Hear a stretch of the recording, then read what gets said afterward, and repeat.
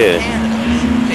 I'm here at the Vancouver Public Library on just in the downtown of Vancouver with a couple of the people that are going to be sleeping out on the street tonight to see what it's like to have a taste of being homeless. You are... I'm Eva. You're Eva, and you are? Fred.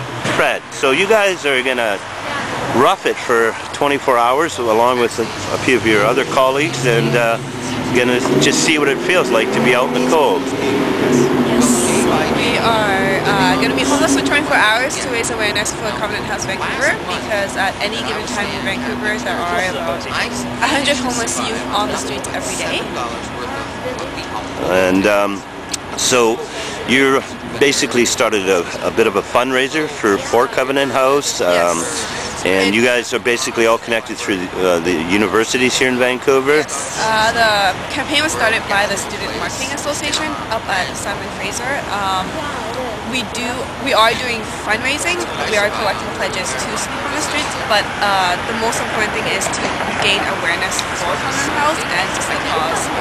Okay, so basically you're going to rough it. It looks like you got a few blankets. There's probably about 15 of you here right now, and you're getting different types of coverage right now through the media. And are you in marketing? I am in marketing. Okay, so with marketing you should have no problem bringing more and more awareness and attention to this cause. Do you think it's going to be a nice, comfortable night for you? Do you think it's going to be pretty tough? It should be a pretty okay night. It doesn't look like it's going to rain. It's cold right now. Who are you kidding? They predict it's going to rain. We're hoping it's not going to rain. Well, praying for a dry night. Yeah. And as far as this is a one-time thing, but you're still going to be doing other things, I imagine, for more awareness to this cause, and people can make donations to Covenant House. And you can make donations to Covenant House. For anyone who's interested in learning about more information, we want to direct you to our website at www.nohome.ca. We plan on carrying this campaign through the following years, so this will probably not be the first time it's going to happen. There are more editions to come. Okay. Well, I wish you a warm, comfortable night. I see how you look now, and I'm going to see how you look tomorrow, okay? It's good enough. Thanks for your time.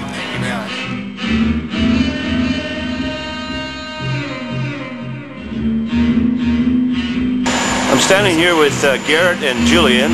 They're kind of the representatives of this fundraiser for the Covenant House. They and about 10 of their friends just spent the night out front of the Vancouver Library, and they're kind of waking up. No time for hair and makeup this morning. This is raw footage, and they're going to give us a little bit more background on what their cause is, what they're doing. Garrett. The cause. That's what I'm first. We're essentially going to, all the money is being directed towards Covenant House. Covenant House is a non-profit agency that takes youth, I guess, the age of 16 to 24 off the streets who are fleeing physical or sexual abuse, and gives them a place to stay. They have an entire process where you can actually reverse your lifestyle if you make the choice to do so. And I think it's a great cause because we as students can identify with it being their target demographic is of our age. Okay. But beyond that, the purpose of this, again, the money was important, but not as fundamental as I think raising the awareness of the issue. And I think when we've done that, we've seen the outlets that we've kind of reached out to. I think that was probably the most fundamental aspect. Did you have a lot of people dropping by and seeing how you were doing? Oh yeah. Did anyone's mom bring cocoa or anything? Yeah. Lots of chocolate, lots of tea, lots of... Hey, come on now. Coffee's great. That's a little bit of a luxury down here if you're homeless. Oh yeah. Do you think that we have, for the city itself, I mean, I know that you see a lot of homeless younger people in certain parts of the city. The downtown east side has a fair amount down there too. And it's a little more extreme because you factor in addiction, and they're a little bit tougher for transition as well. But with the amount of people that you had here last night, you must have felt secure. A young man or a young woman sleeping in a doorway, it's not so, you probably feel a little bit more threatened. Well, yeah, I think that's natural. I mean, sleeping outside of your natural environment, of course you're going to feel different, feel threatened. I understand you had to institute a no spooning policy last night. Some of the, to make it more real. And I understand that one young lady slept in a cardboard box. Was that an experiment? You know that a cardboard box is considered a one-room apartment in the downtown east side. I'm serious. I have no idea what that was. I'm not totally sure what happened. I think it's because we wanted to kind of keep it compact. And There was someone actually sleeping in there. Here on the corner here, so I got a photo of it. Yes, I think that was because we wanted to keep it compact from this pylon to that pylon over there. So I think she kind of just has. She looked a little bit cozy, but I think she might need a chiropractor this morning. Yeah. Maybe. So are you going to go for the traditional homeless breakfast? You know, pizza, donuts, and pop, or a soup kitchen, or you heading back to your family's places, or what? I have church at 10, so I'm heading off to church. I'm going to church. You both going to church? Yeah. Well, good for you. I'm going to church too. The results, do you think that you made an effect? You brought a fair amount of awareness today. Let's go with both parts. There's two perspectives to this, I think. Okay, you go first. I'll jump in. I think for the two perspectives to this, and I think, well, he'll take one, I'll take opinion, guys. It didn't make an effect. Now, I know I don't want to sound too political or whatnot, but I think from the response we got, both negative and positive, and the underscoring arguments on the negative sides, I would say a little bit, not a lot. I really don't think so. From a direct point of view, we didn't make a dent in what this is. This is a problem that's going to be here for a long time. And my argument to these people, and that's fine, I have no problem taking in negative comments, it's fine. Let me add, he's only saying this because recently we just had a bunch of criticism from some actual homeless people. A lot of homeless people praised what we were doing, but there were some who were negative, so that's fine. And the overarching idea of what we're trying to do is, as youth, as someone who's done this and who will continue to do this year after year, whether it be this or other charity events or being board members, or to utilize our ability as students, to utilize our situation in life to make this one better. Amen. And that's what my goal here is. Do I see this here changing Gregor's mentality? No, I don't. It might help, but in the end of the day, what I am capable of doing, what I believe that will be capable of doing in years to come, the education that I'm going to have and the schooling that I'm going to be taught, and the mentality that I've changed. It may be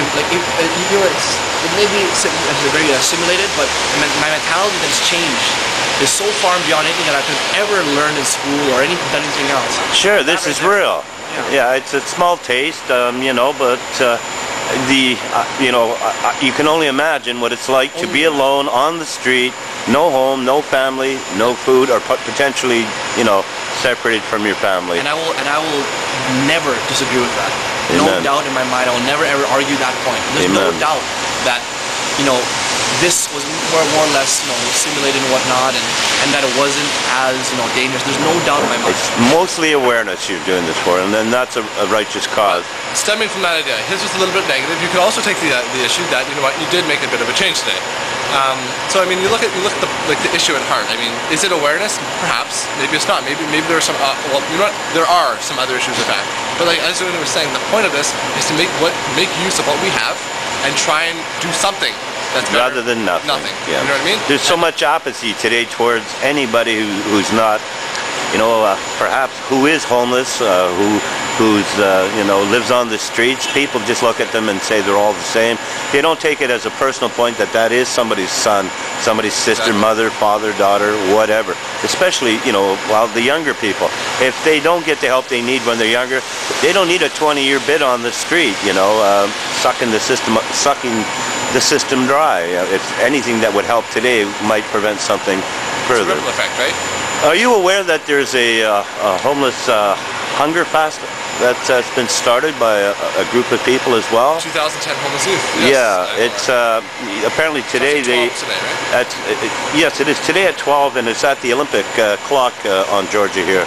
I think it'd be a good idea if you guys maybe network with them too, because you both have a very similar cause. Sure.